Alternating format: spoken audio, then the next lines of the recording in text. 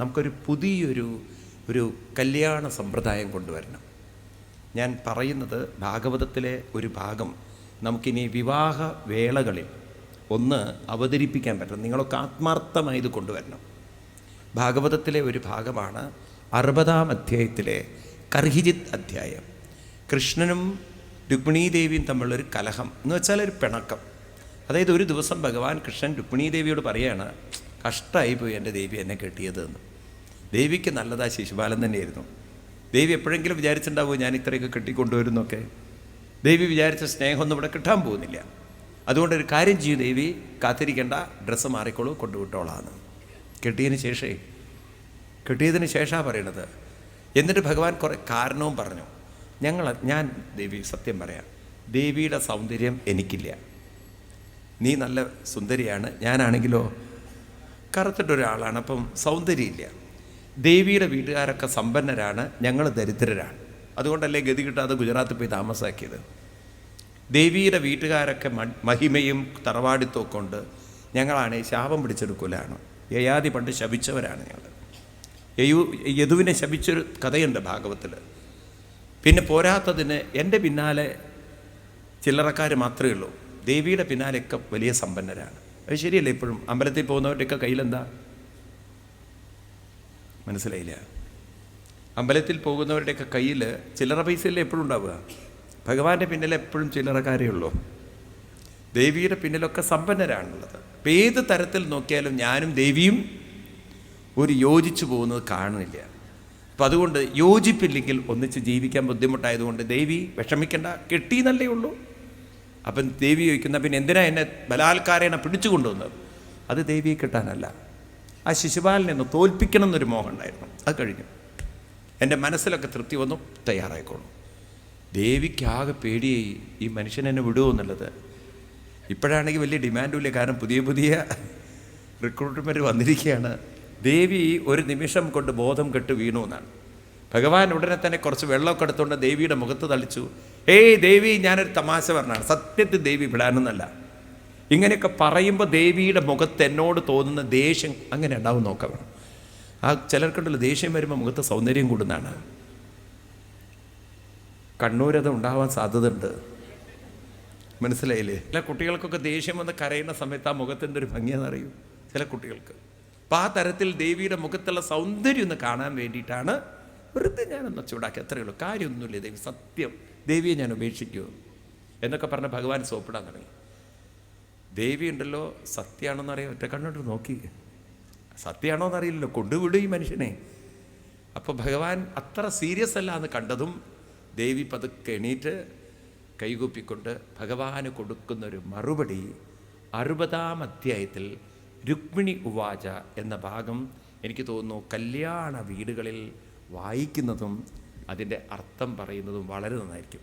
ഞാൻ പറയുന്ന അർത്ഥം എഴുതി വെച്ചാൽ നമുക്ക് നാളെ കുടുംബ കോടതികളിൽ കയറുന്ന നമ്മുടെ പെൺകുട്ടികളെയും ആൺകുട്ടികളെയും ഒഴിവാക്കാം. വേണോ വേണ്ടയോ?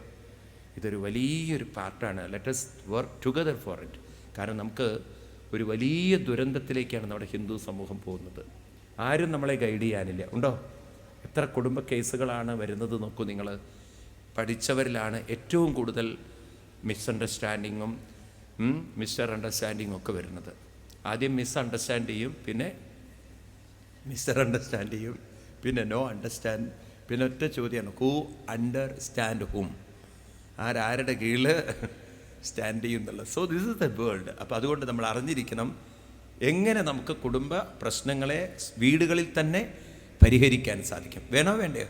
ഇറ്റ്സ് നത്തിങ് ബട്ട് ഒരു ഈഗോ ക്ലാഷാണ്. അപ്പോൾ അതിനെ മാറ്റാൻ എന്താണ് വഴി? ഈ 60-ാമത്തെ അധ്യായം അതിന് പറ്റും. ദേവി കൃഷ്ണന് കൊടുക്കുന്ന മറുപടിയാണ് ഞാൻ പറയുന്ന ഒരു ഫാമിലി കൗൺസിലിങ്ങിന് പറ്റുന്ന അതിഗംഭീരമായൊരു മന്ത്രം. അതുകൊണ്ട് ഇത് മുതിർന്നവർ പഠിക്കണം, ഇത് അവതരിപ്പിക്കണം, ഇത് മറ്റുള്ളവർക്ക് പറഞ്ഞു കൊടുക്കണം. ഞാൻ പറയുന്ന ആ മീനിങ് അതും പറഞ്ഞു കൊടുക്കണം. ദേവി പറയുന്നു, നന്വേവമേതരവിന്ദ വിലോചനാഃ യദ്വൈ ഭവൻ ഭഗവതോ അസദൃശീ വിഭുംന കൊസ്സേ മഹിമ്യപിരതോ ഭഗവൻ ത്രദീശ ക്വാഹം ഗുണപ്രകൃതി അജ്ഞഗൃഹീതപാദ സത്യം ഭയാദിവഗുണേപ്യൗരുക്രമന്ത ശേതേ സമുദ്ര ഉപലംപനമത്ര ആത്മാ നിത്യം കദിന്ദ്രിയഗണേ കൃതവിഗ്രഹസ്ത്വം ത്വൽസേവകൈ നൃപപദം വിദുദം തമുന്തം ത്വൽപാദപത്മമകരന്ദ ജുഷാം മുനീനം വർമാസ്ഫുടം നൃപശുഭിന്നനു ദുർവിഭാവ്യം യസ്മാദലൗകികമിവേഹിതമീശ്വരസ്യ ഭൂമൻ തവേഹിതമതോ അനുയേ ഭവന്തം നിഷ്കിഞ്ചനോനനുഭവന്ന യദോസ്തി കിഞ്ചിൽ യസ്മൈ ബലിം ബലിഭുജോ വിഹരന്ത ജാത്യാം നത്വാ വിദന്ത്യ സുതുപൊന്തകമാട്യതന്ത പൃഷ്ഠോ ഭവൻ ബലിഭുജാമപി തേപി തുഭ്യം ത്വം വൈ സമസ്തപുരുഷാർത്ഥമയ ഫലാത്മാ യദ്വാഞ്ചയാ സുമതയോ വിസൃജന്തി കൃഷ്ണം തേഷാം വിഭോ സമുചിതോ ഭവതഃ സമാജ പുംസസ്ത്രിയാശരതയോ സുഖദുഃഖിനോർന്നാം ത്വം ന്യസ്തദണ്ഡമുനിഭിർ കഥിതാനുഭാവ ആത്മാത്മതശ്ച ജഗതാമിതി മേ വൃദോസി ഹിത്വാ ഭവദ്ഭ്രുവ ഉദീരിതകാലവേഗ ദ്വസ്താശിഷാബ്ജനഗ അബ്ജഭവനാഗപതിൻ കുതുന്യ തുടങ്ങിയ വരികൾ സമയം അനുവദിക്കുന്നില്ല എന്ന് മനസ്സ് പറയുന്നതുകൊണ്ട് ഞാൻ മുന്നോട്ട് പോകുന്നില്ല. സോ കണ്ടിന്യൂസ്ലി കുറച്ചുകൂടി വരികളുണ്ട്. ഈ വരികളിലൂടെ നമ്മൾ കാണേണ്ടത് ഒരു കുടുംബ ജീവിതത്തിൻ്റെ ഐക്യത്തിന് 5 കാര്യങ്ങൾ വേണം. 5 വിരലുകൾ, 5 കാര്യം. എളുപ്പമാണ് ഓർക്കാൻ. അതിലൊന്നാമത്തെ കാര്യം ദേവി പറയുന്നത്, ഭഗവാനെ അങ്ങ് പറഞ്ഞു നമ്മൾ യോജിക്കില്ലേ, ശരിയാണ്. അസദൃശി എന്നൊരു വാക്കുണ്ട്. ആ സദൃശ്യം, അതായത് ഈ പ്രപഞ്ചം ഒന്നൊന്നിനെ പോലെ ഇല്ല. ഇപ്പം നമ്മൾ എത്ര കൂട്ടി യോജിപ്പിക്കാൻ ശ്രമിച്ചാലും ഒരു സ്വഭാവം പോലെ പറയൂ മറ്റൊരു സ്വഭാവം ഉണ്ടാവില്ല. അപ്പം അങ്ങനെ പറയുമ്പോൾ എന്താ അതെന്ന് ഉൾക്കൊള്ളേണ്ടത്? ഓരോരുത്തരുടെ സ്വഭാവവും മറ്റൊരാളിൽ നിന്ന് ഉറക്കെ പറയൂ. ഏതുപോലെ? വിരല് പോലെ. ഒരേ കൈകളിലാണെങ്കിലും 5 വിരലും 5 രീതിയിലാണ്. നിങ്ങൾ നോക്കൂ, 15ഉം 20ഉം പ്രസവിച്ചവരുണ്ടായിരിക്കാം പണ്ട് കാലത്ത്. 10 എന്തായാലും പ്രസവിച്ചവരുണ്ടാവും. ഉണ്ടാവുമോ? ആ 10 കുട്ടികളെ കുറിച്ച് ചോദിച്ചു നോക്കൂ, 10 ഒരുപോലെയാണോ? ആണോ? ഈവൻ ട്വിൻസായി ജനിക്കുന്നവരിൽ പോലും സ്വഭാവങ്ങളിൽ വ്യത്യാസമുണ്ട്. അപ്പോൾ പ്രകൃതിയിൽ തന്നെ നോക്കിക്കഴിഞ്ഞാൽ സ്വഭാവങ്ങൾ വ്യത്യസ്തമാണ്. ഡോക്ടർ JC ബോസ് പറയുന്നു ഓരോ ഇലകളും വ്യത്യാസമുണ്ട് എന്നാണ്. It's very difficult to identify എന്നാണ്. അദ്ദേഹം വലിയ ശാസ്ത്രജ്ഞനായിരുന്നു, ബോട്ടണി പ്രൊഫസറായിരുന്നു കൽക്കട്ട യൂണിവേഴ്സിറ്റിയിൽ. അദ്ദേഹം പറയുന്നു ഓരോ ഇലകൾ പോലും വൈവിധ്യമാർന്നു. അപ്പോൾ ഈ പ്രപഞ്ചം ഒരു വൈവിധ്യമാണ്. അപ്പോൾ വൈവിധ്യമാണെങ്കിൽ എന്നെ ഞാൻ വ്യത്യസ്തമായി കാണുമ്പോൾ മറ്റുള്ള വൈവിധ്യതയും അതുപോലെ ഉൾക്കൊള്ളാൻ നമുക്ക് സാധിക്കണം. അതായത് ഓരോരുത്തരും ജീവിച്ച് വളർന്നു വരുന്ന സാഹചര്യം എൻ്റെ സാഹചര്യത്തിൽ നിന്നും വ്യത്യസ്തമാണെങ്കിൽ അതിനെ ഉൾക്കൊള്ളാൻ, അംഗീകരിക്കാൻ ആദ്യം നമുക്ക് സാധിക്കണം. മനസ്സിലാവുണ്ടല്ലോ? വേണോ വേണ്ടയോ? എന്നെപ്പോലെ മറ്റൊരാൾ ആവണം എന്നല്ല, ആ വ്യക്തി വളർന്നു വന്ന സാഹചര്യം അങ്ങനെയാണെങ്കിൽ അതിനെ ഞാൻ ഉൾക്കൊള്ളണം. ഇപ്പോൾ ഒരു പെൺകുട്ടിക്ക് ആൺകുട്ടിയുടെ സ്വഭാവത്തെയും ഉൾക്കൊള്ളാൻ പറ്റണം, പെൺകുട്ടിക്ക് ആൺകുട്ടിയെയും ഉൾക്കൊള്ളാൻ പറ്റണം. മനസ്സിലാവുണ്ടല്ലോ? പക്ഷേ നമ്മളൊക്കെ ഉണ്ടല്ലോ ഈ ഉൾക്കൊള്ളുന്നതിന് പകരം മറ്റൊരാൾ എന്നെപ്പോലെ അല്ലെങ്കിൽ എൻ്റെ പ്രതീക്ഷ പോലെ പെരുമാറുന്ന വിചാരിക്കുക. അതൊരിക്കലും സംഭവിക്കില്ല. ശരിയാണോ ഞാൻ പറയണത്? അതാണ് തർക്കങ്ങളും പ്രശ്നങ്ങളും ഉണ്ടാവുന്നത്. അപ്പോൾ accept the world as it is എന്നൊരു വാക്കുണ്ട്.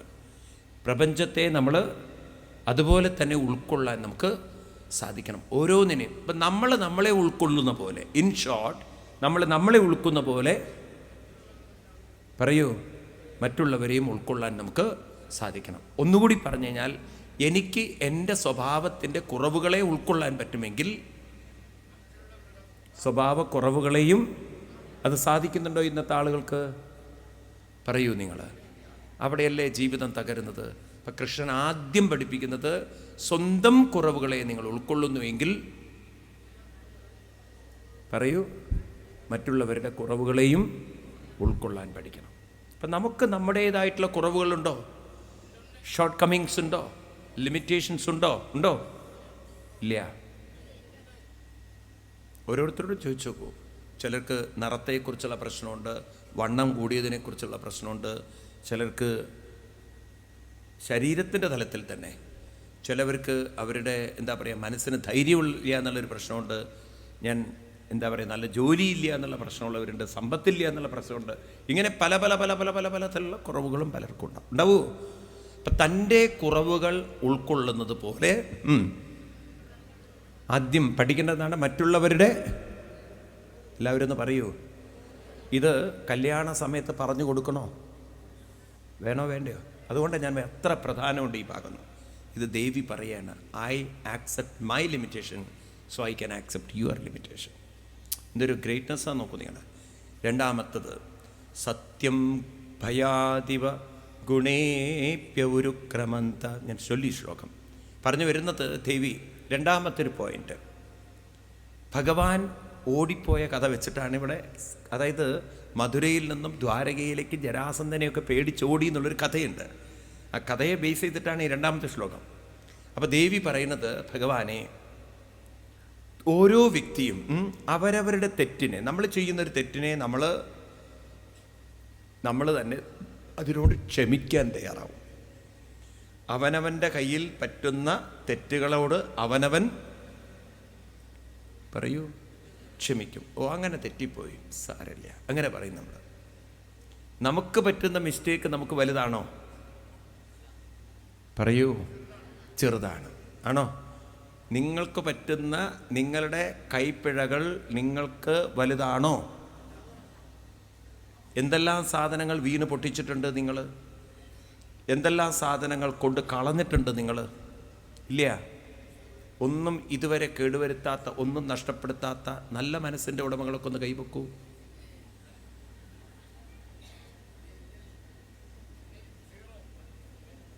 ഒരമ്മ മാത്രമുണ്ട്. ചെവി കേൾക്കും അമ്മയ്ക്ക് ഞാൻ പറഞ്ഞത്? എനിക്ക് സംശയമുണ്ട്. കാരണം ഒരുവിധം ബോധമുള്ളവരൊക്കെ എന്തെങ്കിലുമൊക്കെ കൊണ്ട് കളഞ്ഞിട്ടുണ്ടാവും. വലിയ പഠിപ്പുള്ളവരാണ് കൂടുതൽ. തിരുവനന്തപുരത്തൊരു പ്രൊഫസറുണ്ട്, ഞാൻ അറിയുന്നൊരു. ഈ മനുഷ്യനും ഭാര്യയും മഴക്കാലായ തമ്മിൽ. കാരണം വീട്ടിൽ നിന്ന് കുട കൊണ്ടുപോകും, തിരിച്ചു വരുമ്പോൾ മറന്നുപോയി എന്ന് പറഞ്ഞിട്ട് വരും. ഭാര്യ അങ്ങോട്ട് കലി വന്ന് തുള്ളും മനുഷ്യൻ. അങ്ങനെ ഒരു ദിവസം, ഞാൻ അവിടെ ഉള്ള ദിവസം ഉണ്ടല്ലോ, ഈ പ്രൊഫസർ എന്തോ അറിയില്ല, മര്യാദക്കാരനായിട്ട് ഭാര്യയോട് പറയണോ, ഇതാ ഇനി എന്ന് നീ സ്വാമിജി ഉള്ളതുകൊണ്ട് ബഹളം വെക്കണം, പിടിച്ചോക്കോടാ. ഭാര്യ തൊഴുകൈയോടുകൂടി പറഞ്ഞു, ഇന്ന് കൊണ്ടുപോയിട്ടില്ല എന്ന്. ആരുടെയോ പൊക്കി കൊണ്ടുവന്നിരിക്കുകയാണ്. അപ്പം എത്ര ഓർമ്മശക്തിയില്ല. എന്തെങ്കിലും പറയണോ നീ? ഈ തരത്തിൽ അവനവൻ്റെ കയ്യിലൊക്കെ തെറ്റുകൾ പറ്റാറുണ്ട്. ഉണ്ടോ? എല്ലാവരുടെ കയ്യിലും പറ്റും തെറ്റ്. പക്ഷേ നമ്മൾ നമ്മുടെ തെറ്റിനോട് നിസ്സാരമായി കാണും. അവനവൻ്റെ തെറ്റിനെ ഗുരുതരമായി ചിന്തിക്കാറുണ്ടോ? നമ്മുടെ കയ്യിലൊരു തെറ്റ് പറ്റിയാൽ നമ്മൾ അറിയില്ല എന്ന് തീരുമാനിക്കും. ഉണ്ടോ? ഇത് തന്നെയാണ് മറ്റുള്ളവരുടെ തെറ്റിനോടും കാണിക്കേണ്ട സമീപനം. അവനവൻ്റെ തെറ്റിനെ നിസ്സാരവൽക്കരിക്കുന്ന പോലെ തെറ്റിനെ നിസ്സാരവൽക്കരിക്കാൻ സാധിച്ചാൽ അതൊരു ഉൾക്കരുത്തായി മനസ്സിലാക്കണം. പക്ഷെ സാധാരണ രീതിയിൽ അവനവൻ്റെ തെറ്റിനെ ക്ഷമിക്കുകയും ചെയ്യും, മറ്റുള്ളവരുടെ തെറ്റിനോട് ഒരു അംശം പോലും പറയൂ ക്ഷമിക്കുമോ? എത്ര പേർക്ക് അങ്ങനെ ക്ഷമിക്കാനുള്ള കഴിവുണ്ട്? കുറേ പേര് കൈപൊക്കി. നല്ല ഹൃദയത്തിൻ്റെ ഉടമകൾ. നല്ലതാണ് ഞങ്ങൾ വിചാരിക്കണം. ഇനി അണ്ടിയോട് അടുക്കുമ്പോഴേ അറിയുള്ളൂ, മാങ്ങയുടെ മുമ്പ്. ഇത് നല്ല ഗുണമല്ലേ? അവനവൻ്റെ തെറ്റുകളോട് അവനവൻ ക്ഷമിക്കുന്ന പോലെ, അവഗണിക്കുന്ന പോലെ മറ്റുള്ളവരുടെ തെറ്റിനേടും സ്വാമി അതൊക്കെ പറയാൻ എളുപ്പമാണ്, എന്നാലും ഞാൻ വിടില്ല എന്ന്. ഓനെൻ്റെ കണ്ടു കീയൂലെന്നോ അങ്ങനെ എഴുതണ്ട ഭാഷ. അവിടെ അത് ശരിയാണോ? കറക്റ്റാണോ? വൃത്തികെട്ടതാണോ? എനിക്കറിയില്ല അതിനർത്ഥം. ഐ ക്യാൻ നെവർ ആക്സെപ്റ്റ്, അതാണ് അതിൻ്റെ അർത്ഥം. ഗുഡ്. അല്ല, ഇവിടുന്ന് ഇറങ്ങിപ്പോകുമ്പം തല്ലുകൊള്ളരുതേ, വൃത്തികെട്ട ഭാഷയാണെങ്കിൽ. അവിടെയാണ് നമുക്ക് ട്രാൻസ്ഫോർമേഷൻ ഉണ്ടാവേണ്ടത്. I should able to ignore, I should able to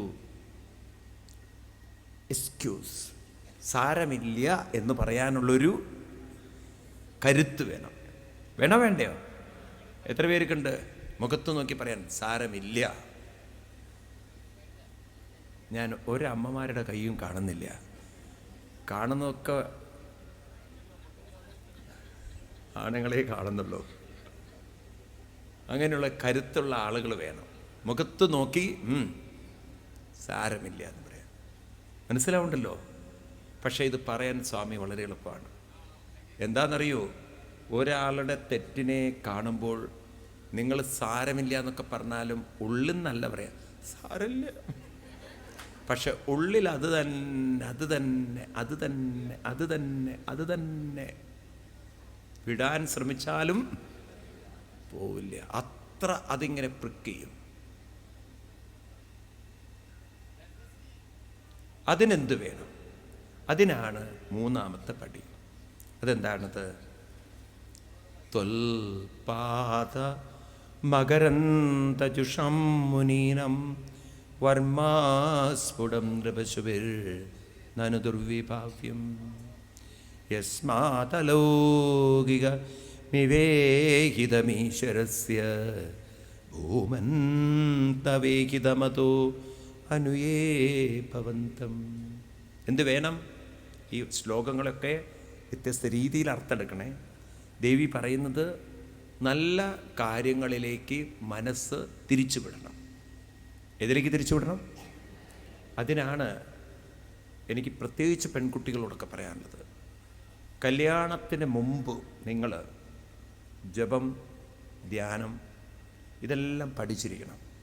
Vishnu സഹസ്രനാമം ഇതൊക്കെ എന്തിനാന്ന് വെച്ച് കഴിഞ്ഞാൽ ജീവിതത്തിൽ പല അനുഭവങ്ങളും നമുക്ക് വേദനകളും വരുമ്പോൾ അതിൽ നിന്ന് മനസ്സിനെ മാറ്റണമെങ്കിൽ മനസ്സിനെ മാറ്റാൻ എപ്പോഴും ഒരു ചാനൽ ഉണ്ടാവണം. ഒരിടത്ത് കുടുങ്ങിയിരിക്കുന്ന മനസ്സിനെ മറ്റൊന്നിലേക്ക് മാറ്റണമെങ്കിൽ അങ്ങനെ മാറ്റാനുള്ള ഒരു മാർഗം, ഒരു വഴി, ഒരു വേ നമ്മൾ സൃഷ്ടിച്ചിരിക്കണം. ഒരു വഴിയുമില്ലാത്തവരാണ് മതിൽക്കെട്ടിനുള്ളിൽ കുരുങ്ങുന്നത്. മനസ്സിലാവുണ്ടോ നിങ്ങൾക്ക്? ഈ ജപിക്കുന്നതൊക്കെ വാസ്തവത്തിൽ മനസ്സിന് പുറത്ത് കടക്കാനുള്ളൊരു വഴിയുണ്ടാക്കി വയ്ക്കാൻ. It's A means. അപ്പം നിങ്ങളുടെ മനസ്സ് പുറത്ത് കടക്കും തോറും മറ്റുള്ളവരുണ്ടാക്കുന്ന സ്വഭാവ പ്രശ്നങ്ങളിൽ നിന്നും വേഗം പുറത്ത് കടക്കാം. നിങ്ങളതിലൊരിക്കലും പറയൂ കുരുങ്ങി നിൽക്കില്ല. നീന്തൽ പഠിച്ചവൻ വെള്ളത്തിൽ വീണാലും പൊങ്ങിപ്പുറത്ത് വരും. മന്ത്രജപം ഒരു നീന്തൽ പഠിക്കലാണ്. It's equivalent to learning swimming. നമ്മൾ നീന്തൽ പഠിക്കുന്നതിന് തുല്യമാണത്. മനസ്സിലാവില്ല? പുറത്തു വരാനുള്ളൊരു മാർഗമാണ്. അപ്പോൾ കുറച്ച് സമയം ജപിക്കാനും ധ്യാനിക്കാനും ഒക്കെ ചെലവഴിച്ചാൽ അത് വേണമെന്നില്ല. ഇനിയിപ്പോൾ അത്ര നിങ്ങളൊരു എന്താ പറയുക യുക്തിവാദിയൊക്കെ ആണെങ്കിൽ മന്ത്രം ചൊല്ലണമെന്നില്ല. എന്തെല്ലാം പ്രോഗ്രാമുണ്ട്, ആർട്സുകളുണ്ട്, ഉണ്ടോ? മ്യൂസിക് പ്രോഗ്രാമുകളുണ്ട്, കലാപരിപാടികൾ വേറെ പലതുണ്ട്, സോഷ്യൽ ആക്ടിവിറ്റി ഉണ്ട്. അതായത് എപ്പോഴും നമുക്ക് പുറത്ത് കടക്കാനുള്ളൊരു വഴി ഒരുക്കി വെച്ചോളണം. ആ പുറത്ത് കടക്കാനുള്ളൊരു വഴി മനസ്സിലാവുണ്ടല്ലോ. ആ വഴി ഒരുക്കി വെച്ചിട്ട് വേണം പറയൂ നമ്മൾ ജീവിതത്തിലേക്ക് കടക്കാൻ. കാരണം ജീവിതത്തിൽ എപ്പോഴും തട്ടലും മുട്ടലും ഉണ്ടാവും. ആ തട്ടലും മുട്ടലും നമുക്ക് ഏൽക്കാതിരിക്കണമെങ്കിൽ അതിൽ നിന്നും പറയൂറൊക്കെ പുറത്ത് കടക്കാനുള്ളൊരു വഴി. അതുകൊണ്ടാണ് ജപിക്കാനും ധ്യാനിക്കാനൊക്കെ പറയുന്നത്. അതെന്തിനാ പെൺകുട്ടികളോട് പ്രത്യേകം പറയാൻ കാരണം ആൺകുട്ടികളെക്കാൾ ഇത് കൂടുതൽ ബാധിക്കുന്നത് കാണുന്നത് പെൺകുട്ടി. കാരണം കുറേയും കൂടി ഇമോഷണലായി മാറുക. മനസ്സിലാവുണ്ടല്ലോ? അതുകൊണ്ടായിരിക്കും കൂടുതൽ സ്ത്രീകൾ ഇമോഷണലി കറപ്റ്റഡായി വന്ന്. അതിൻ്റെ തെളിവ് ഞാൻ പറയണത് ഞാനിത് നിങ്ങളോട് പറയുന്നത് വെറുതെയല്ല, എൻ്റെ ഒരു അനുഭവമാണ്. നമുക്ക് വേണ്ടപ്പെട്ട ഒരു പെൺകുട്ടി RCCയിൽ MD ചെയ്തുകൊണ്ടിരിക്കുന്ന ആ കുട്ടി. അപ്പോൾ അവൾ പറയും, RCCയിൽ 30-40 വയസ്സുള്ള ഇന്ന് പെൺകുട്ടികൾ ക്യാൻസർ രോഗത്തിലേക്ക് വന്നുകൊണ്ടിരിക്കുകയാണ്. ഒരു വർഷം കൂടുന്തോറും ക്യാൻസർ പേഷ്യൻ്റ് ഇത്ര എങ്ങനെ രോഗികൾ വന്നെന്ന് ചോദിച്ചു കഴിഞ്ഞാൽ അതിന് പ്രധാന കാരണം മനസ്സിലുള്ള വിഷമങ്ങളും വേദനകളും അടിഞ്ഞുകൂടി ഈ ശരീരത്തിലുണ്ടാകുന്ന പ്രതിരോധത്തിൻ്റെ ശക്തി കുറഞ്ഞുണ്ടാകുന്ന റിയാക്ഷൻസാണ്, ഫിസിക്കൽ റിയാക്ഷൻസാണ് ക്യാൻസർ ഇത്ര സ്പ്രെഡ് ചെയ്തു വരുന്നത്. അതിൽ വേണ്ടാത്ത ചിന്തകൾക്ക് നല്ലൊരു പങ്കുണ്ടെങ്കിൽ ഒരു വേദനയിലും വിഷമത്തിലും കുരുങ്ങി നിൽക്കാൻ നമ്മളെ അനുവദിക്കരുത്. വേദനകളും വിഷമങ്ങളും ഇല്ലാത്ത ജീവിതമല്ല വേണ്ടത്, അതിൽ നിന്നും പുറത്ത് കടക്കാനുള്ള വഴിയാണ് വേണ്ടത്. ഏതാ കറക്റ്റ്? പറയൂ. നിങ്ങൾ വേദനയും വിഷമവും ഇല്ലാത്തൊരു ജീവിതം എന്ന് പറഞ്ഞാൽ ഈ ലോകത്തിൽ ഒരു മനുഷ്യർക്കും കിട്ടാൻ പോകുന്നില്ല. എല്ലാവിധ സൗകര്യങ്ങളുമുള്ള നോക്കൂ, ലോകത്തിൽ പോലും അത് കിട്ടാൻ പോകുന്നില്ല. മനസ്സിലായില്ലേ? മനുഷ്യനെപ്പോഴും അവൻ്റെ ജീവിതത്തിൽ അനുഭവിക്കാനുള്ളത് വഴികളിൽ ഒരുങ്ങി വയ്ക്കും. ലോകത്തിലെ തന്നെ ഹൈ പവർ കയ്യിൽ വയ്ക്കുന്ന രാഷ്ട്രീയ പവർഫുള്ളായിട്ടുള്ള ആളുകളൊക്കെയാണ്. ഒന്ന് North Korean president, so power, he is not bothered about anyone. അത്ര പവർഫുള്ളാണ്.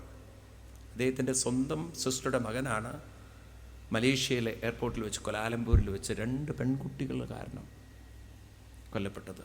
പവർഫുൾ പോയിസണസ് ആസിഡ് അങ്ങടെ മുഖത്ത് വെച്ച് കൊടുത്തു. ആരെയും വായിച്ചു? പത്രത്തിലൊക്കെ ഇങ്ങനത്തെ വലിയ വാർത്തകളോ ഉണ്ടോ? വായിച്ചു? അയാൾ അറിയാത്ത ലോകത്തിലൂടെ കടന്നു പോകുമ്പോഴും അയാൾക്കുള്ള പ്രതിയോഗികൾ അയാളുടെ വഴിയിലുണ്ട് എന്ന് പറയാണ്. അപ്പോൾ പണ്ടുള്ളവർ പറഞ്ഞത് ശരിയാണ്, വരാനുള്ളത് വഴിയിൽ അങ്ങനെയില്ല, അത് വന്നിരിക്കും. അപ്പം അതുകൊണ്ട് വരുന്നതിനെ ഓർത്തിരുന്ന് ദുഃഖിച്ച് കരഞ്ഞിട്ടും കാര്യമില്ല, ഒന്നും വരരുതേ. പണ്ട് അമ്മമാരൊക്കെ അങ്ങനെ പ്രാർത്ഥിക്കും. അതാ വലിയ സങ്കടം. മകൻ ഇൻ്റർവ്യൂവിന് പോവുകയാണ്, അമ്മയോട് പറഞ്ഞു, അമ്മയെ നല്ലോണം പ്രാർത്ഥിക്കൂ, ഇൻ്റർവ്യൂ ആണ്, 3 തവണ കഴിഞ്ഞത്, ഇപ്പം 4മത്തെയാണ്. നാളികേരവും കൊടുത്തു വിട്ടു. മകൻ ഇൻ്റർവ്യൂ ഒക്കെ കഴിഞ്ഞ് വീട്ടിൽ വന്നപ്പോൾ മുഖമൊക്കെ വാടിയിട്ടാണ് ഇരിക്കുന്നത്. അമ്മ ചോദിച്ചു, എന്തായിന്ന്? അപ്പം പറഞ്ഞു, അമ്മ എന്താ പ്രാർത്ഥിച്ചത്? മകൻ ഇങ്ങോട്ട്. ഉടനെ അമ്മ പറഞ്ഞു, ഞാൻ ദൈവത്തോട് കൃത്യമായി പറഞ്ഞു, വളരെ വ്യക്തമായി പറഞ്ഞു, നിനക്കൊന്നും ഉണ്ടാവരുതേ എന്ന്. ഞാൻ പറഞ്ഞു, അതന്നെയാണ് ഉണ്ടായതെന്ന്.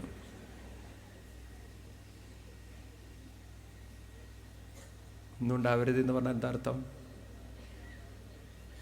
ഒന്നും ഉണ്ടായില്ല, ഇൻ്റർവ്യൂ തന്നെ ഉണ്ടായില്ല. അമ്മ എന്താ ഉദ്ദേശിച്ചത്? ഒരു തരത്തിലും നിങ്ങൾക്ക് വരാനുള്ളതിനെ തടയാൻ സാധ്യമല്ല. അതുകൊണ്ട് വഴിയൊരുക്കണം. വേണോ? അപ്പോൾ കുറച്ചൊക്കെ നല്ല കാര്യം വീട്ടിലുണ്ടല്ലോ, ജപവും ധ്യാനവും ഗീതയും ഒക്കെ പഠിക്കൂ. എല്ലാവരും കുറച്ച് സമയം ഇതിനൊക്കെ വേണ്ടി ചെലവഴിക്കണം.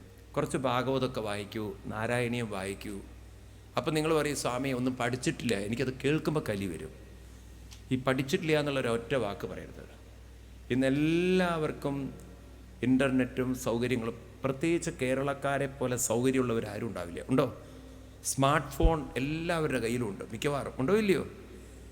യൂട്യൂബിൽ പോയിട്ട് വെറുതെ കൊടുക്കുക നാരായണീയെന്ന്, അപ്പോൾ കാണാം ഒരു സീരീസ് ഓഫ് നാരായണീയ. അതൊക്കെ കേട്ട് പഠിക്കണം. ഇന്ന് പഠിക്കാൻ പറ്റുന്ന പോലെ ഇനി ഒരു കാലത്തും പഠിക്കാൻ പറ്റില്ല. മനസ്സിലാവുണ്ടല്ലോ? നാരായണീയ പ്രഭാഷണങ്ങളുണ്ട്, യൂട്യൂബിൽ കിട്ടാത്ത സാധനങ്ങളുണ്ടോ? വേണമെന്ന് വെക്കണം. ഇപ്പോൾ കുറച്ച് സമയം മക്കളും അമ്മയും അച്ഛനും എല്ലാവരും കൂടി ചേർന്ന് ഒരു സത്സംഗം അതുണ്ടാക്കി വെക്കണം. മനസ്സിലാവുണ്ട് നിങ്ങൾക്ക്? ഈ സംസ്കൃതി ഉണ്ടാക്കി വെക്കൂ, മറക്കരുത്. കാരണം കുട്ടിക്കാലത്തെ കുട്ടികൾക്ക് ഒരു ഡൈവേഴ്സിഫിക്കേഷൻ, ഒരു മൈൻഡ് ഡൈവേർട്ടിങ് കൾച്ചർ കൊടുത്താൽ നാളെ അവർക്കൊരു പ്രശ്നം വരുമ്പോൾ ആ പ്രശ്നത്തിൽ നിന്നും വേഗം പറയൂ പുറത്ത് കടക്കാൻ കഴിയുന്ന കുട്ടികളായിരുന്നെങ്കിൽ ജിഷ്ണുവും വിഷ്ണുവും ഒന്നും ആത്മഹത്യയില്ല. ഇന്ന് കുറേ കുട്ടികൾ ആത്മഹത്യയിലേക്കും വഴിതെറ്റിപ്പോകുന്നതിന് കാരണം അവർ നേരിടുന്ന പ്രശ്നത്തിൽ നിന്നും അവർക്ക് പുറത്ത് കടക്കാനുള്ള വഴികളാരും പറഞ്ഞു കൊടുക്കുന്നില്ല. ആദ്യം പുറത്ത് കടക്കാനുള്ളൊരു വഴി അറിഞ്ഞിരിക്കണം. മനസ്സിലാവുണ്ടല്ലോ? നമ്മുടെയൊക്കെ അമ്പലങ്ങളിൽ നോക്കൂ നിങ്ങൾ, 2-3 വഴികൾ എന്തിനാണ് വെക്കുന്നത്? തിക്കും തിരക്കും ആയി കഴിഞ്ഞാൽ ഒരു വഴിയൂടെ അല്ലെങ്കിൽ വേറെ വഴിയിലൂടെ പുറത്ത് കിടക്കണം, വേണം. അപ്പോൾ ഒരു വഴി എപ്പോഴും ഒരുക്കി വെക്കണം. ഇതുപോലെ പുറത്ത് കിടക്കാൻ നമ്മൾ വഴി ഉണ്ടാക്കി വെക്കണം, അത് താനെ വരില്ല. അടുത്തത്, അങ്ങനെ നമ്മൾ ജീവിക്കുമ്പോൾ എന്തുണ്ടാവും? പുറത്ത് കടക്കാൻ കഴിയുന്നവർക്ക് മാത്രമേ രുക്മിണീദേവി പറയുന്നു, ഭഗവാനെ ത്വം ത്വയി സമസ്ത പുരുഷാർത്ഥമയ ഫലാത്മാ യദ്വാഞ്ചയാ സുമതയോ വിസജന്തി കൃഷ്ണം തേഷാം വിഭോ സമുചിതോ ഭവതഃ സമാജ പുംസശ്രിയാശ്ചരതയോ സുഖദുഃഖിനോന്ന. എന്തിനാണ് നമ്മളിവിടെ ജീവിച്ചു വരുന്നത്? എന്താണ് വിവാഹം? ദേവി പറഞ്ഞു കൊടുക്കുന്നത്, ആരും ആരുടെയും പുറകിൽ നടക്കാനല്ല, മറ്റൊരാളുടെ മുന്നിൽ നടക്കണം. മുന്നിൽ നടക്കുക എന്ന് പറഞ്ഞാൽ ഫിസിക്കലി നടക്കുന്നതല്ല, മറ്റൊരാളെ പോലും നല്ലത് ചിന്തിപ്പിക്കുവാൻ നമുക്ക് പ്രേരിപ്പിക്കണം. നമ്മളിവിടെ വന്നിരിക്കുന്നത് ഗൈഡ് ചെയ്യാനാണ്, ആരെയും ഫോളോ ചെയ്യാനല്ല. മനസ്സിലായില്ലേ? രാഷ്ട്രീയത്തിൽ പോലും എനിക്ക് നിങ്ങളോടൊക്കെ പറയാനുള്ളത്, ഏത് ആശയമായാലും നല്ല ആശയങ്ങളിലേക്ക് മനുഷ്യനെ ഗൈഡ് ചെയ്യേണ്ടവരാണ് നമ്മൾ. അല്ലാതെ ഒരു ആശയത്തിൻ്റെയും പുറകിൽ ബ്ലൈൻഡായിട്ട് നമ്മൾ പോകരുത്. ഒരാശയത്തിലും നമ്മളെ അന്ധമായി കെട്ടിയിടരുത്. കാരണം ഒരു ആശയം പണ്ടുള്ളതായിരിക്കില്ലേ ഇന്ന് നമുക്ക് വേണ്ടത്. കാലാകാലങ്ങളിൽ ആശയങ്ങൾക്കും എന്ത് വേണം? മാറ്റങ്ങൾ ഉണ്ടാവണം. വേണോ വേണ്ടയോ? പണ്ടത്തെ രീതിയിൽ നമുക്കിന്ന് സപ്താഹം നടത്തിയ ഒരു മനുഷ്യനെയും കിട്ടില്ല. ഇപ്പം നമുക്ക് നോക്കൂ, സപ്താഹം നടത്താൻ സൗകര്യങ്ങൾ വേണം, സ്റ്റേജ് വേണം, വലിയ സ്റ്റേജ് വേണം, ഉണ്ടോ? അതുപോലെ തന്നെ ഇന്ന് പന്തൽ വേണം, ഫാൻ വേണം, ഇരിക്കാൻ ചെയർ വേണം, കാല് നീട്ടാൻ സൗകര്യം വേണം. പണ്ടത്തെ സപ്താഹങ്ങളൊക്കെ ആണെങ്കിൽ ഒരു സൗകര്യവും ഇല്ല, മൈക്കും ഉണ്ടാവില്ല. ആൾക്കാരിങ്ങനെ ആകെ കേൾക്കാൻ വരുന്നവർ ഇങ്ങോട്ടില്ല അങ്ങോട്ട് ഉറപ്പിച്ചവരാണ്. എന്ന് വെച്ചാൽ ഇനി ജീവിതത്തിൽ പ്രത്യേകിച്ച് യാതൊരു ആവശ്യകതയൊന്നുമില്ല. ഇനി പോവാൻ തയ്യാറായിട്ട് നിൽക്കുന്നവരാണ് എന്ത് കേൾക്കാൻ വരിക? അവരിങ്ങനെ മുട്ടൊക്കൊഴിഞ്ഞ് നാരായണ നാരായണ പറയുന്നവരെന്തോ പറഞ്ഞിട്ട് പോവും. ഇവരിങ്ങനെ 1 മണിയായി, പിന്നെ 4 മണി, അതായത് ചായ കാപ്പി ഇതൊക്കെ അവർക്ക് ഓർമ്മ വരും. കഴിഞ്ഞാൽ വൈകുന്നേരമായ നാരായണ നാരായണ ജപിച്ചവർ പോവും. ഇന്ന് അങ്ങനത്തെ സപ്താഹം മതിയോ നമുക്ക്? കാലഘട്ടത്തിനനുസരിച്ച് എല്ലാറ്റിലും മാറ്റങ്ങൾ വരുത്തണം. വേണോ വേണ്ടയോ? അതാണ്. അപ്പം അതുപോലെ ജീവിതത്തിലും കുട്ടികൾ മനസ്സിലാക്കണം, ആരുടെയും പിന്നാലെ പോകാനല്ല, നമ്മൾ മുന്നിൽ നടക്കേണ്ടവരാണ്. ലക്ഷ്മണനോട് ശ്രീരാമൻ പറഞ്ഞ വരികളാണ് ഓർക്കേണ്ടത്. ഘോരമായ ദണ്ഡകാരണ്യത്തിലേക്ക് പ്രവേശിക്കുമ്പോൾ, ചിത്രകൂടത്തിൽ നിന്നും ദണ്ഡകാരണ്യത്തിലേക്ക് പോകുമ്പോൾ ലക്ഷ്മണനോട് ശ്രീരാമൻ പറയും, ലക്ഷ്മണാ നീ മുന്നിൽ നടക്കണം, പിന്നാലെ സീതയും അതിൻ പിന്നാലെ ഞാനും, ജീവാത്മാ പരമാത്മാക്കിടയിൽ മായ എന്നതുപോലെ എന്നൊരു വരികൾ കാണാം. നീ മുന്നിൽ നടക്കണം, അതിൻ പിന്നാലെ ഞാനും. അപ്പം നീ എങ്ങോട്ട് നടക്കണം? മുന്നിൽ നടക്കണം. ശ്രീരാമൻ പറയണം, നീ എൻ്റെ പിന്നിൽ നടക്കണം എന്നല്ല, നീ മുന്നിൽ നടക്കണം. ഇതുപോലെ ആയിരിക്കണം ഓരോ അച്ഛനമ്മമാര് കല്യാണം കഴിച്ചു കൊടുക്കുന്ന സമയത്ത് പെൺകുട്ടികളോടും ആൺകുട്ടികളോടൊക്കെ പറയണം, നീ എന്ത് ചെയ്യണം? മുന്നിൽ നടക്കണം. മുന്നിൽ നടക്കുക എന്ന് പറഞ്ഞാൽ ഭർത്താവിനെ നോക്കാതെ ഓടുക എന്നല്ല അർത്ഥം. അങ്ങനെ അർത്ഥം എടുക്കരുത്. ഇതൊക്കെ സ്ഥൂലാർത്ഥം എടുക്കും ചിലരെ. മുന്നിൽ നടക്കാനാ പറഞ്ഞത് എന്ന്. മനസ്സിലായില്ലേ? അങ്ങനെ മുന്നിൽ നടക്കാനല്ല ഉദ്ദേശിച്ചത്. മറ്റൊരാളെ പോലും എന്ത് കൊടുക്കണം? നല്ല വാക്കുകൾ പറഞ്ഞ് അവരെ മാനസികമായി ഉയർത്താൻ. എന്ത് തന്നെ പ്രശ്നം വന്നാലും ഒരു ഭർത്താവിനെ, ഭാര്യയെ നല്ലത് പറഞ്ഞ് ഉയർത്താൻ, ഒരു സങ്കടം വരുമ്പോൾ ഉയർത്താൻ സാധിക്കുമെങ്കിൽ ആ സ്നേഹം വളരെ ആഴത്തുള്ള സ്നേഹമായിരിക്കും. ഭാര്യയെ നല്ല വാക്കുകൊണ്ട്, വിഷമങ്ങൾ വരുമ്പോൾ ഉയർത്തുന്നവരാണ് മുന്നിൽ നടക്കുന്നവർ. ഭർത്താവിന് വിഷമം വരുമ്പോൾ നല്ല വാക്ക് പറഞ്ഞ് ഉയർത്തുന്നവരാണ് മുന്നിൽ നടക്കുന്നവർ. അതിനുവേണ്ടി ഭാര്യയ്ക്കൊരു സങ്കടം വരുമ്പോൾ അനുഭവിച്ചു തന്നെ അനുഭവിക്കുക. ഇതിനൊക്കെ നീ അനുഭവിച്ചില്ലെങ്കിൽ നീ എന്നോട് കാണിച്ചതിന് ദൈവം നിന്നെ വെറുതെ വിടില്ല. എനിക്ക് അപ്പോഴേ അറിയാം നീ ഇത് അനുഭവിക്കുന്നത്. ഇനി ഒരാൾ കരയുമ്പോൾ ഒന്നുകൂടെ കരയിപ്പിക്കാൻ എത്രമാത്രം തനിക്ക് പറ്റുമോ എന്ന് നോക്കും. നമ്മുടെ കേരളക്കാർക്കൊരു സ്വഭാവമുണ്ട്, ഞണ്ടിൻ്റെ സ്വഭാവം. ആരുടെ? എന്താ ഞണ്ടിൻ്റെ സ്വഭാവം എന്നറിയോ നിങ്ങൾക്ക്? ഞണ്ടിൻ്റെ സ്വഭാവം എന്നറിയണമെങ്കിൽ ഒരു പാത്രത്തിൽ 2 ഞണ്ടിനെ വെച്ച് നോക്കുക പറയാം. തുറന്ന പാത്രത്തിൽ ഞണ്ടിനെ വെച്ച് നോക്കൂ, ഞണ്ട് രണ്ടും പുറത്തു പോവില്ല അവർ. കാരണം എന്താണെന്ന് വെച്ചാൽ ഒരു ഞണ്ടെങ്ങാനും പുറത്ത് പോവാൻ വേണ്ടി കാലൊക്കെ നീട്ടി പൊക്കി അങ്ങനെ മുന്നോട്ട് പോകുമ്പോഴാണ് മറ്റേ ഞണ്ട് ഒരൊറ്റ വലി വരികയാണ്. ഞാനോ പോകുന്നില്ല, നീയും രക്ഷപ്പെടണ്ട. സ്വയം നന്നാവുകയുമില്ല, നന്നാവാനൊട്ട് ശ്രമിക്കുകയില്ല. അതുകൊണ്ട് എനിക്കിവിടുത്തെ പെൺകുട്ടികളോട് പ്രത്യേകിച്ച് പറയാനുള്ളത്, നിങ്ങൾ ഗീതയിലെ ചില ശ്ലോകം ബൈഹാർട്ട് പഠിക്കൂ, നാരായണീയത്തിലെ ചില വരികൾ ബൈഹാർട്ട് പഠിക്കൂ. എപ്പോഴൊക്കെ ഭർത്താവിനോ അമ്മായിയമ്മയ്ക്കോ സങ്കടമുണ്ടെങ്കിൽ ആ മുഖത്ത് നോക്കി പറയണം, ഉത്തരേത് ആത്മനാത്മാനം ന ആത്മാനം അവസാദേ ആത്മൈവ ആത്മനോ ബന്ധു ആത്മൈവ രിപുരാത്മന. അമ്മായിയമ്മ നീണ്ട് നമസ്കരിക്കും. കാരണം ഇത്രയൊക്കെ ശബ്ദം, സംസ്കൃത ശബ്ദം പറയുന്നൊരു മരുമകൾ വേണോ വേണ്ടയോ? എന്നാൽ സ്വാമി അമ്മായിയമ്മ ശരിയാക്കി തന്നിട്ടുണ്ടാവും. ആ മുഖത്ത് നോക്കി സംസ്കൃതം കൂടി ഇനി പറയേണ്ടതുള്ളൂ. പറയണം, പഠിക്കണം. ഒരു ഭർത്താവിനോട് ഇതൊക്കെ പറഞ്ഞ് പഠിക്കണം. വേണോ വേണ്ടയോ? അതുകൊണ്ട് സംസ്കൃതത്തിൽ പഠിക്കണം എന്ന് ആഗ്രഹമുള്ള ഇവിടെ വന്ന് ചേരും. ഇവിടെ സംസ്കൃതം ക്ലാസ് ഉണ്ട് കൂടാളി ക്ഷേത്രത്തിൽ, അല്ലേ? ഇവിടെയുണ്ട്. സംസ്കൃതത്തിൽ പറയണമെന്നില്ല, പക്ഷെ മലയാളത്തിൽ പറഞ്ഞാലും മതി. എന്ത്? തളരുന്നതല്ല ജീവിതം, ഉയരുന്നതാണ് ജീവിതം എന്ന്. അങ്ങനെ പറയാൻ ധൈര്യം വേണോ വേണ്ടയോ? അങ്ങനെ പറയുന്നവരാരെങ്കിലും ഉണ്ടോ ഇപ്പോൾ? എന്നൊന്ന് കാണാൻ വേണ്ടിയിട്ടാണ്. ഭർത്താവിനൊരു സങ്കടം വരുമ്പോൾ ധൈര്യം കൊടുക്കുന്ന ഭാര്യമാരെത്ര പേര്? കുറേ പേര്. ഭാര്യയ്ക്കൊരു സങ്കടം വരുമ്പോൾ ധൈര്യം കൊടുക്കുന്നവരെത്ര പേര്? എൻ്റെ കണ്ണിനെന്തോ ഒരു പ്രശ്നമുണ്ട്, ഒരു കയ്യേ ഞാൻ കാണുന്നുള്ളൂ. നാണോ ഇല്ലല്ലോ നിങ്ങൾക്കൊക്കെ? വിദ്യാഭ്യാസമുള്ളവരാന്ന് പറഞ്ഞിട്ട് കഷ്ടം. മാറണ്ടേ? വേണോ? സ്നേഹം വേണ്ടേ?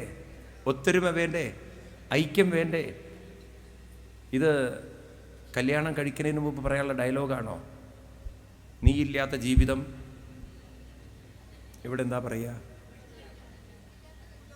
ഉപ്പില്ലാത്ത, അപ്പം തന്നെ നോക്കൂ, കഞ്ഞിയാണെന്ന് ഉറപ്പല്ലേ? ഞങ്ങളുടെ അവിടെ കുറച്ചുകൂടി മാന്യയുടെ പറയാം, പരിപ്പില്ലാത്ത കറി. പരിപ്പില്ലെങ്കിൽ കറി ഉണ്ടാക്കാമല്ലോ. ഉപ്പില്ലാത്ത കഞ്ഞി എന്ന് പറയുമ്പോൾ ഉറപ്പാണ് കെട്ടാൻ പോകുന്നവൻ പോട്ടെ. അപ്പം അതുകൊണ്ട് കഞ്ഞിയാണെന്നല്ല പറയണത്, നല്ല വാക്കുകളോ അതുവാൻ. അല്ലെ വേണോ വേണ്ടയോ? ഇതൊക്കെ സത്യത്തിൽ കുട്ടികൾക്ക് പറഞ്ഞു കൊടുക്കണോ വേണ്ടയോ? വേണോ? കല്യാണ സമയത്ത് പറഞ്ഞു കൊടുക്കണം. ഇപ്പം എന്താ 4 പറഞ്ഞത്? അത് മറന്നു പോരുത്. 1 അതൊക്കെ മറന്നു അപ്പോഴേക്കും കഞ്ഞിയുടെ പിന്നാലെ നിങ്ങൾ പോയി. എന്താ പറഞ്ഞത്? അവനവൻ്റെ കുറവുകളെ അവഗണിക്കുന്ന പോലെ കുറവുകളെ അവഗണിക്കാൻ. അതല്ലല്ലോ ആദ്യം പറഞ്ഞത്. ഉൾക്കൊള്ളണം. ഓരോരുത്തരും വ്യത്യസ്ത സാഹചര്യത്തിലാണ് വളർന്നു വന്നത്. അവരവരുടെ കഴിവ് കുറവുകളെ അല്ലെങ്കിൽ എന്താ പറയുക, കുറവുകളെ ഉൾക്കൊള്ളുന്ന പോലെ മറ്റുള്ളവർ. രണ്ടാമത്തത്, അവനവൻ്റെ തെറ്റുകളോട് ക്ഷമിക്കുന്ന പോലെ, അവഗണിക്കുന്ന പോലെ മറ്റൊരാളുടെ തെറ്റിനോടും ക്ഷമിക്കാനും വേണോ വേണ്ടയോ?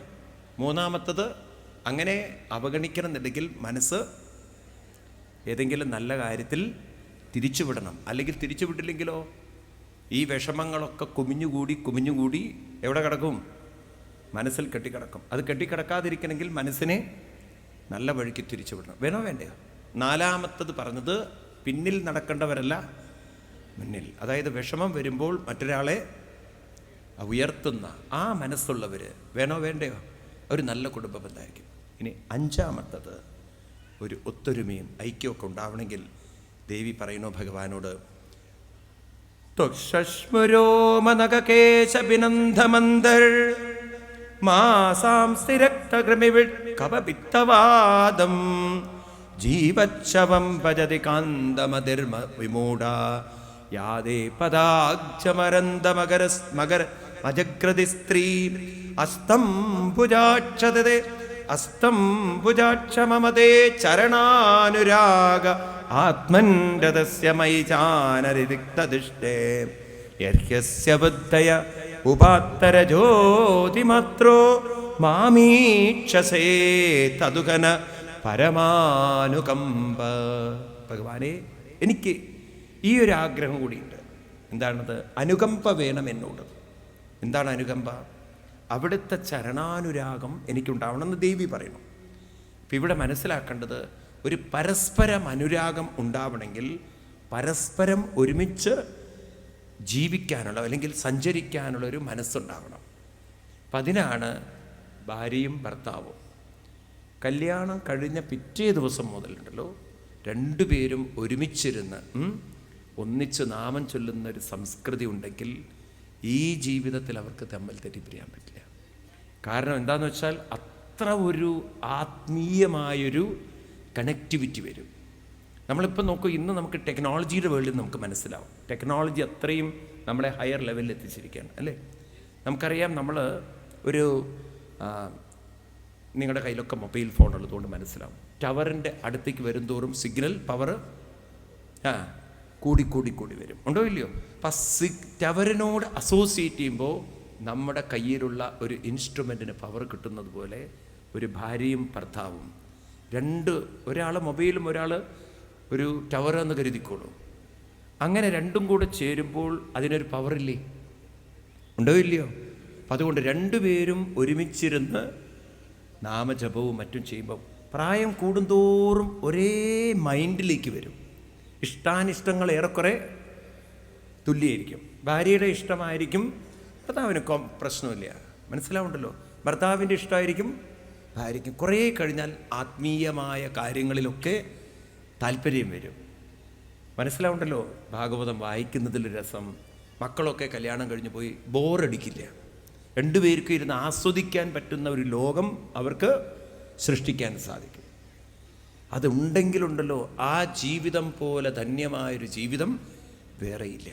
അപ്പം അതുണ്ടാക്കിയെടുക്കണമെങ്കിൽ ഒരുമിച്ച് സഞ്ചരിക്കണം.